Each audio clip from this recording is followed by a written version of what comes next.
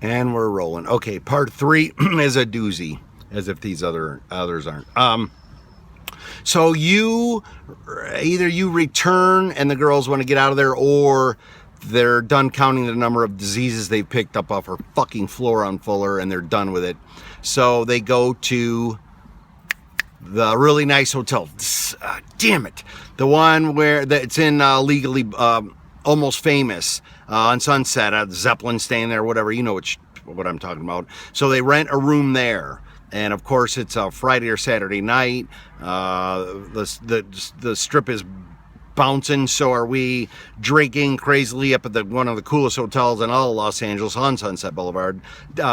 Sunset Strip Tattoo, I think, maybe they had moved across the street. No, I think they did, because we're shooting bottle caps off the balcony onto Sunset at cars and whatnot. Being safe, though. So that leads into our saying goodbyes and whatever, and who knows, maybe they were going to dinner and we couldn't afford it or something stupid. I don't know. But me, you, and Tony, blistered, drunk, and stoned to bejesus, get in the elevator. And if you remember, it was a small little elevator. It wasn't a regular size elevator. I'd like to go back there. And, well, I got different elevators. But anyway, we go down a floor, and then the doors open to pick someone else up, and a giant black man stands there and opens the door and holds it. And James Brown walks in, and Tony goes, "James Brown, that's James Brown." He was right next to us. We were tripping out. We were like all tripping out. And once I heard James Brown, it was James Brown. And I'm assuming the same with you. So James Brown turns and looks and gives that rotten scowl, like, you know, just whatever. That's so funny. But and we didn't understand. So we get off, and who do we run into but Kathleen?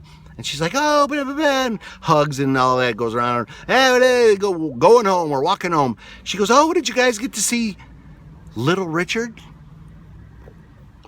And Tony and I were like, "What?